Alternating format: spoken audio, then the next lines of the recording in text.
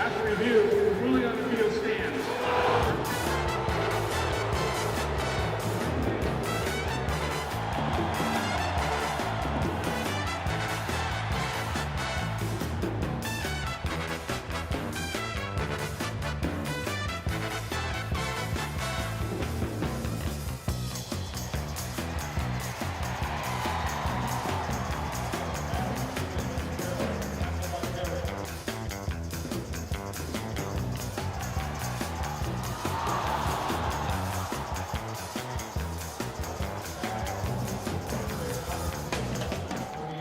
Marissa, the last time the Packers were shut out in the preseason, 1987. A 17-0 defeat to the Arizona Cardinals. Not many positives for the Packers. The one sack was on me, but we moved the ball at times. We just couldn't finish the drive. We get the ball, get 3 or 4 first downs, and then one reason we stall out. And a lot of times we're in good situations. We couldn't convert on 3rd and short or something. So we've got to get better about it. Offensively, we didn't get the job done.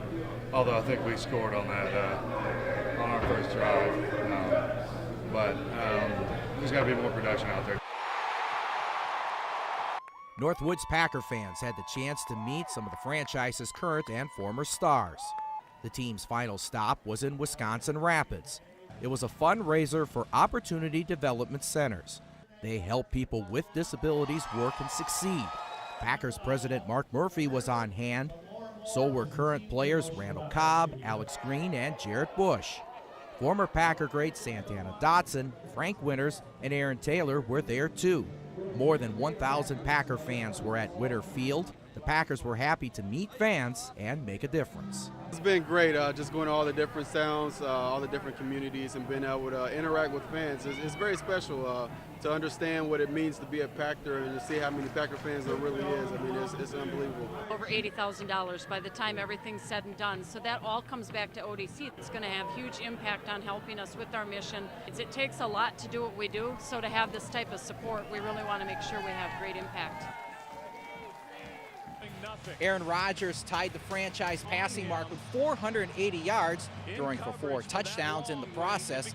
James Starks surpassed the 100-yard rushing mark and added a score. First time that's happened since 2010.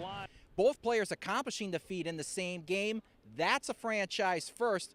Oh, by the way, it's also the Packers' first victory. We had a lot of yards after the catch today. 480 yards, but how much of that was yak? Michael had an unbelievable play there. How many tackles he broke.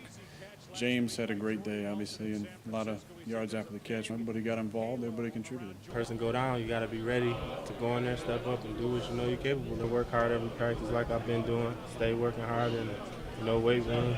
Try to stay healthy this whole year. Be the player I know I can be. Several days a week, hundreds of area drivers are racing for trophies and glory. Eagle River Speedway is one of the tracks in the Northwoods. Rhinelander's Jared Check grew up watching his dad compete in drag racing. It motivated him to get a car and burn rubber. To be honest, I finally had enough money where I could do it.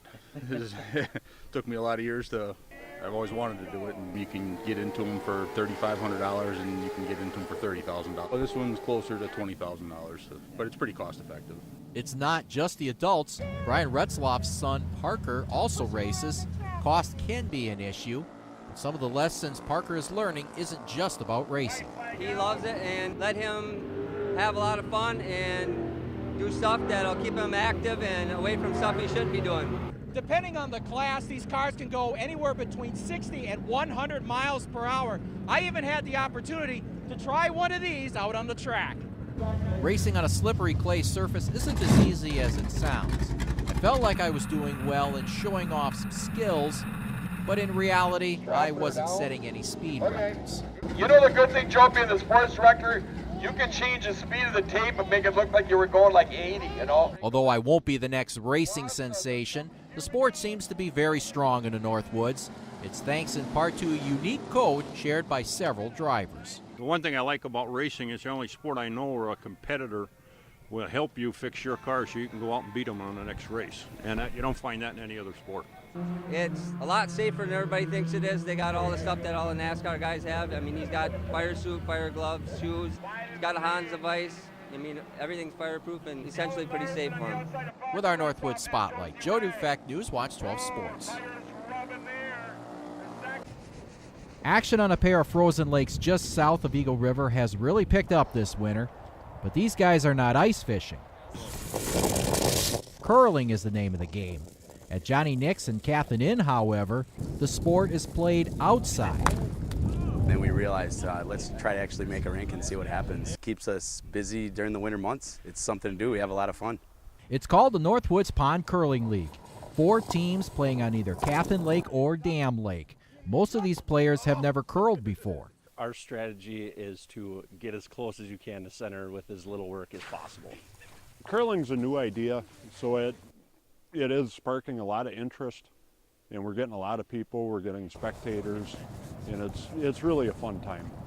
This grassroots league, or should I say ice roots league, had to be creative in getting their equipment together. The rinks are spray painted, even the stones are handmade. Some stainless steel dog dishes, to keep the cost down. I know it sounds funny, but we want to try to keep the cost down, so that's why we did them that way. It's got some concrete in there. They are 40 pounds, which is a normal curling stone. I think I could probably make the Olympics. I'm going to probably try out for the 2016. Is that right? No, that's not right. Most of the players will not likely be seen on an Olympic stage. However, everyone has tried to keep the rules intact, although some rules were adjusted to keep the activity fun. Personally, I can't get the stone all the way down the ice. Not something that you'd think about doing on a weekly basis, but it gets you out of the house during the winter. It gives you something to do. They hope the league will have more teams next year and attract both curlers and rookies to the fun. With our Northwood Spotlight, Joe Dufek, Newswatch 12 Sports.